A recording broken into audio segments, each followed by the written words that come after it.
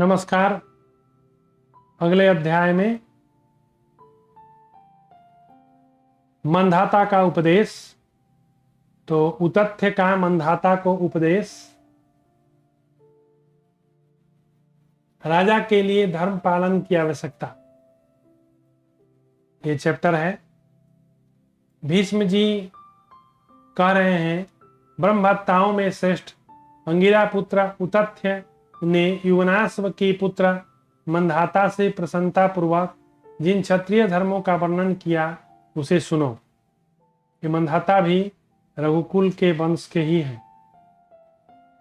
युधिष्ठिर, ब्रह्मज्ञानियों में शिरोमणि उतथ्य ने जिस प्रकार उन्हें उपदेश किया वह सब मैं बता रहा हूं। उतथ्य बोले, राजा मंधाता, धर्म का पालन और प्रचार करने के लिए ही होता है, विषय सुखों का उपभोग करने के लिए नहीं। तुम्हें यह जानना चाहिए कि राजा संपूर्ण जगत का रक्षक है।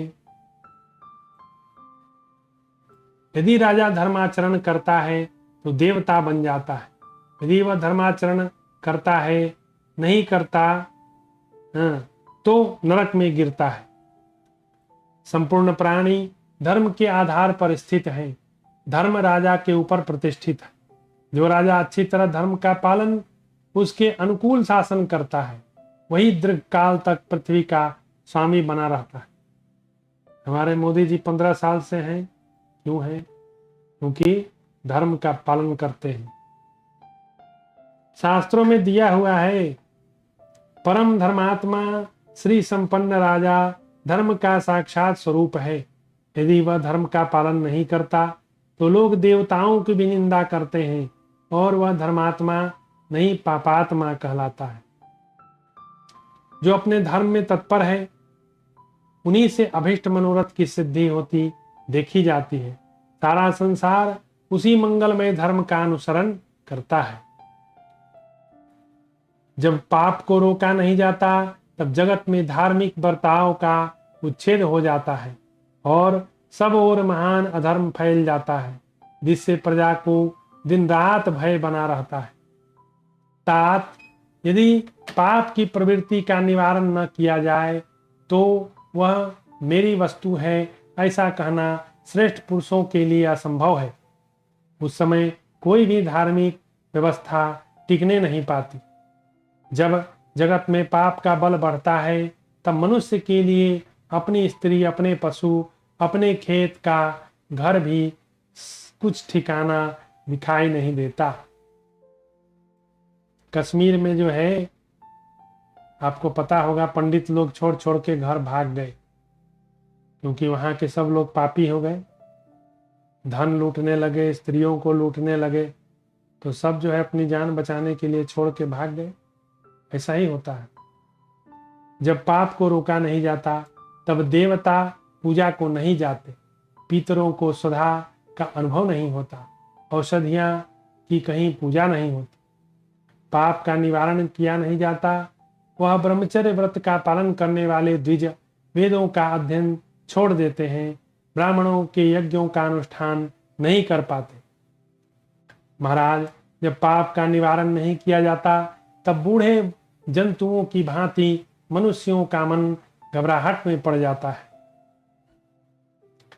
लोक परलोक दोनों को दृष्टि में रखकर महर्षियों ने स्वयं ही राजा नामक एक महान शक्तिशाली मनुष्य की सृष्टि की। उन्होंने सोचा था कि वह साक्षात धर्म स्वरूप होगा। अतः जिसमें धर्म विराजमान हो उसी को राजा कहते हैं। जिसमें धर्म का लय हो गया हो उसे देवता वृषल कहते हैं। वृष का नाम है भगवान धर्म का। जो धर्म के विषय में आलम बस कह देता है उसे देवता वृषल कहते हैं। वह धर्म की सदा ही वृद्धि करनी चाहिए। धर्म की वृद्धि होने पर सदा समस्त प्राणियों का हृदय होता है, उसका ह्रास होने पर सबका ह्रास हो जाता है। धर्म, धन से धर्म की उत्पत्ति होती है। सबको धारण करने के कारण वह निश्चित रूप से धर्म कहा गया। वह धर्म अकर्तव्य की सीमा का अंत करने वाला माना गया है। ब्रह्मा जी ने प्राणियों के कल्याणार्थ ही धर्म की सृष्टि की है, इसलिए राजा को चाहिए कि वह अपने देश में प्रजाजनों पर सदा अनुग्रह करने के लिए धर्म का प्रचार करे। हम लोग के यहाँ राम मंदिर बनवाया गया ना, सरकार इंटरफेयर नहीं करती तो बनता, तो इस तरह से सरकार जो है धर्म की भी रक्षा करती है। राज सिंह इसी कारण से धर्म को श्रेष्ठ माना गया है। पुरुष प्रवर जो सद्धर्म के पालन पूर्वक प्रजा का शासन करता है वही राजा है। तुम भी काम और क्रोध की अवहेलना करके धर्म का पालन करो। धर्म ही राजाओं के लिए सबसे बढ़कर कल्याण का मार्ग है। मंधाता धर्म का मूल है ब्राह्मण, इसलिए ब्राह्मणों का सदा सम्मान करना चाहिए। ब्राह्मणों को प्रत्येक कामना को ईर्ष्या रहित होकर पूर्ण करना चाहिए। उनकी इच्छा पूर्ण करने से राजाओं के ऊपर भय आता है। इच्छा न पूर्ण करने से राजा के मित्रों की वृद्धि नहीं होती, शत्रु बन जाते। बलि से हटकर राज्य लक्ष्मी देवताज इंद्र के पास चली गई। फिर इंद्र के पास उस लक्ष्मी को देखकर राजा बलि को बड़ा पश्चाताप होने लगा। प्रभु, वह अभिमान असूया का फल है, अतः मंधाता तुम सचेत हो जाओ और कहीं तुम्हारी भी शत्रु तापिनी लक्ष्मी को तुम न गंवा दो। राजन, संपत्ति का पुत्र है दर्प, जो अधर्म के अंश से उत्पन्न हुआ है, यह श्रुति का कथन है। उस दर्प ने बहुत से देवताओं, असुरों, राजर्षियों का विनाश किया। अतः भोपाल भी चेतो, जो दर्प को जीत लेता है वह राजा होता है, और जो उससे पराजित होता है वह दास हो जाता है। मंधाता, यदि तुम चिरकाल तक राज्य करना चाहते हो तो ऐसा ही करो। मतवाले प्रमादिक बालक था, विशेषतः पागलों से बचो, उनके निकट संपर्क से भी दूर रहो, और यदि वे एक साथ रहकर सेवा करना चाहें तो उनकी उस सेवा से भी बचे रहो।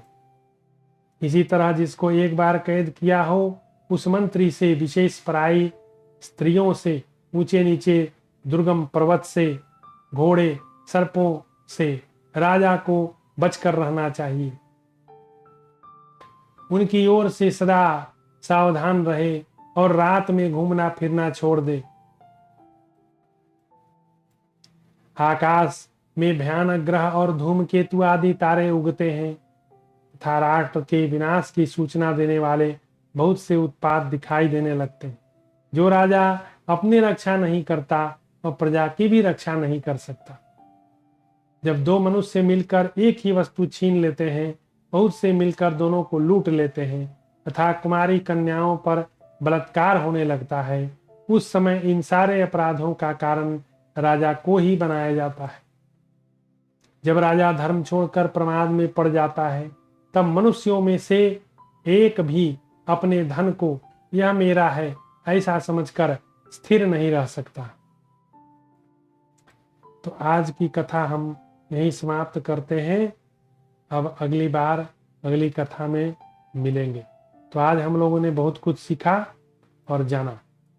उम्मीद है आपको पसंद आया होगा। धन्यवाद।